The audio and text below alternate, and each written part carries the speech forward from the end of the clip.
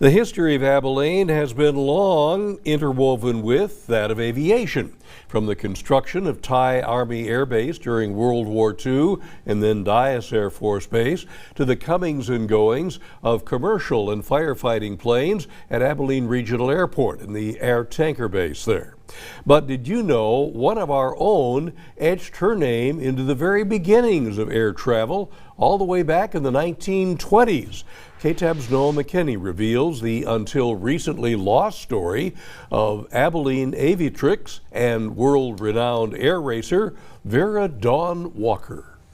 When discussing women in aviation, no doubt Amelia Earhart is the first name that comes to mind. And a lot of people know that, Amelia Earhart was in Abilene. She was with Vera Dawn. First taking flight in 1928, Abilene's own Vera Dawn Walker was a peer and good friend with Earhart. She was a participant of the nation's first air race for women, one of only 15 to complete the nearly 3,000-mile flight from Santa Monica to Cleveland, at a time when aviation tech was little more than a compass in hand and women weren't exactly welcome in the field. She's such a heroine, and she's ours. And we didn't even know anything about her until recently. Her story nearly lost to time until 2019, when her personal effects, documents, and writings were rediscovered in an old suitcase at her Clyde Ranch home. I feel like it's a story that just had to be told. So I'm telling it everywhere I can. Bird Thomas became enthralled with Walker's tale. We have a woman who made history, and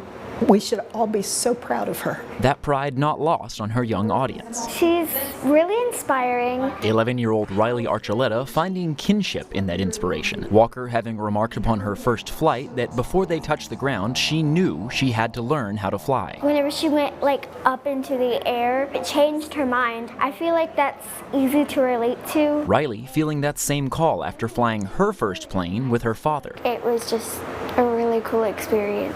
Made you feel powerful, didn't it? Yeah. That's really what airplanes can do. Abilene pilot Nancy Masters met Walker just a few years before her passing. Aviation and I have grown up together because of women like Vera Dawn. Now delighted to see that legacy living on. Particularly young girls like Riley. They have a vision and they're excited. And what a vision it is. I want to be a fighter pilot.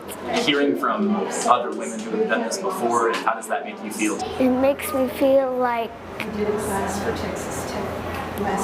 again, I just want to do a whole lot more. Her future opened wide with possibilities, thanks to a woman whose story was very nearly forgotten. She was courageous, she was bold, she didn't take no for an answer. This is just reinforcement that it's kind of our birthright to be brave.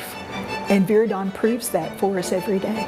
And while much progress has been made, there's still hard work to be done. Sometimes I still have guys that say they don't want to fly with me because I'm a girl. And it will take a lot of bravery to see it through. What would you tell him? I would just say, okay, fine, at least I have the courage to do it. Oh, perfect. I hope you got that on tape.